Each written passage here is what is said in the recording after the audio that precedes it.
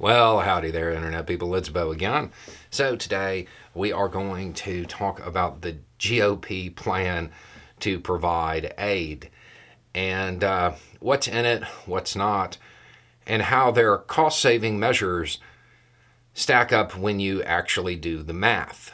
Because in this package, they are trying to offset the cost of the aid by making cuts to the U.S. budget. That's the plan.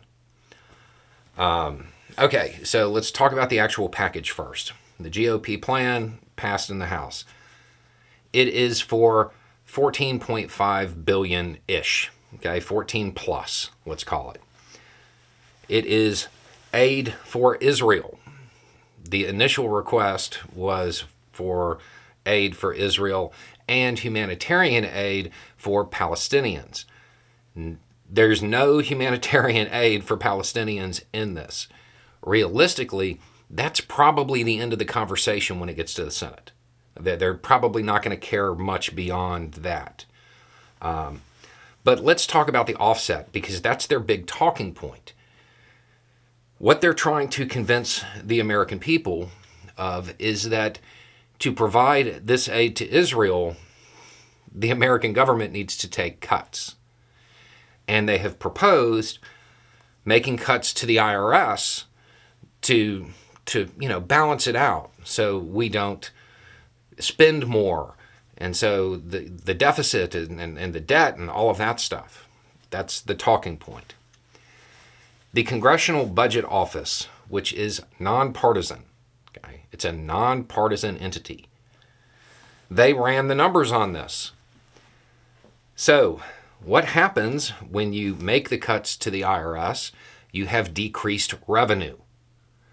So, the 14.5, something like that, $billion aid package, once you factor in the cuts, you get a unique situation, because the cuts decrease revenue more than the cuts.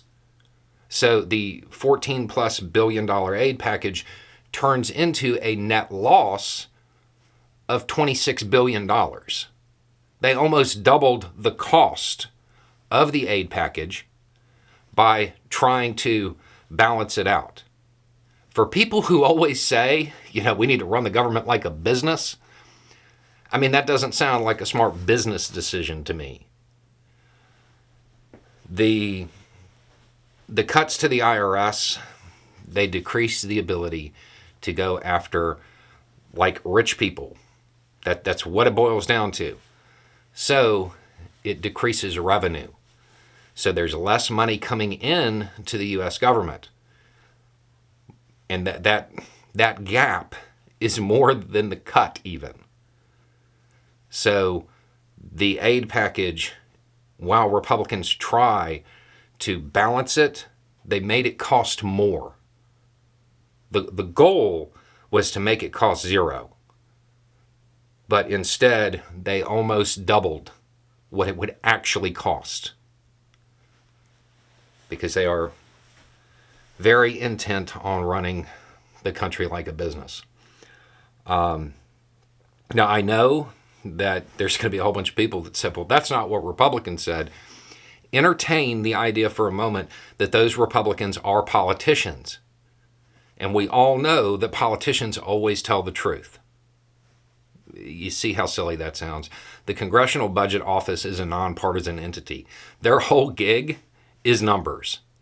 And they're telling you now that this package proposed by Republicans will make the cost of the aid package almost double. So realistically, what happens to this in the Senate? Nothing. It doesn't go anywhere. It's so bad that Biden even was like, yeah, if it does pass, I'll veto it. So it's one of those moments where politically this really doesn't stand a chance of going anywhere, but it's important to kind of analyze the bill to show how the talking points of making the cuts to balance things out don't actually work when you do the math. But that's where the current aid package stands. And because of this stunt, both the aid to Israel and the much needed aid, the humanitarian aid to Palestinians, it's back to the beginning. Because they wanted to try to satisfy a campaign promise that doesn't make any sense. So all it's doing is delaying the aid that is desperately needed. Anyway, it's just a thought. Y'all have a good day.